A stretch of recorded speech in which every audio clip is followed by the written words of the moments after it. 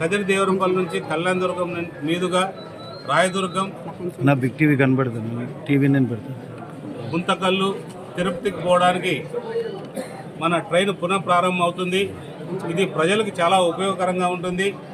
దీనికి కృషి చేసిన రైల్వే శాఖ మంత్రి గారికి, అలాగే రైల్వే శాఖ సోమన్న గారికి, అలాగే మన ఎంపీ గారైన అంబికా లక్ష్మణ్ గారికి మరియు అధికారులందరికీ కూడా మనం అందరూ కూడా ధన్యవాదాలు తెలపాలి.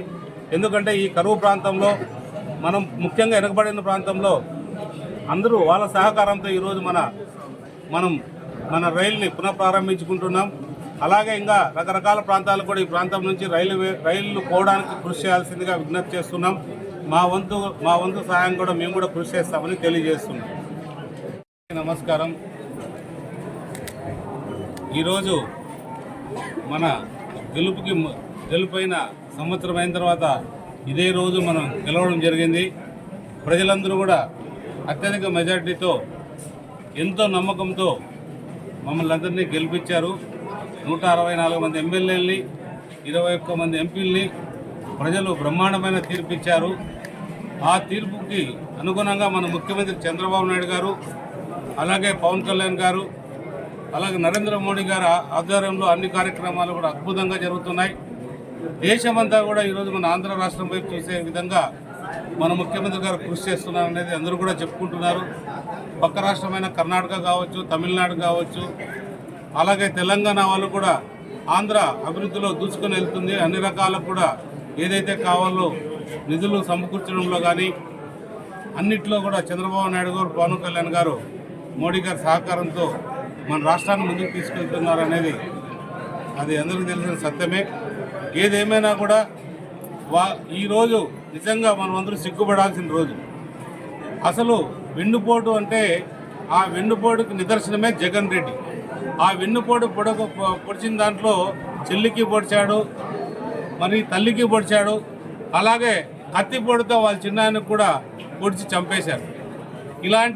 ఇలాంటి నాయకుడు నిజంగా మన రాష్ట్రాన్ని 5 ఏళ్ళు పరిపాలించాలంటే మనం సిగ్గుచేటు తల వంచుకోవాల్సిన పరిస్థితి ఏదైనా ఉంది.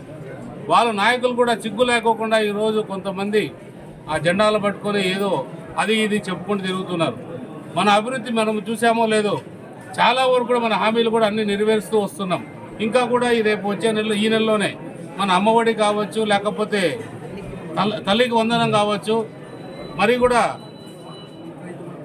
రైతు భరోసా కావచ్చు, ఇవన్నీ కూడా ఈ నెల రేపు నెలలో అక్కడ అన్ని పూర్తి చేస్తామని మన ముఖ్యమంత్రి గారు, అలాగే పవన్ కళ్యాణ్ గారు, నారా లోకేష్ గారు కూడా చెప్పడం జరిగింది. ఏదేమైనా నాకున్న సమాచారం ప్రకారం 100కి 100% హామీలన్నీ కూడా ఈ సంవత్సరంలో అన్నీ కూడా పూర్తి చేస్తారు. ఎందుకంటే ఆ దుర్మార్గమైన పాలనని పూర్తిగా గాడిలో పెట్టాలంటే కూడా సమయం తీసుకుంటుంది. అందరూ కూడా 4 ఏళ్ళు మినిమం పడుతుంది అనుకున్నారు. కానీ మన అదృష్ట శాతం మన ముఖ్యమంత్రి చంద్రబాబు నాయుడు తెలివితేటలతో అది సంవత్సరంలోనే ఒక రూపానికి తీసుకురావడం జరిగింది.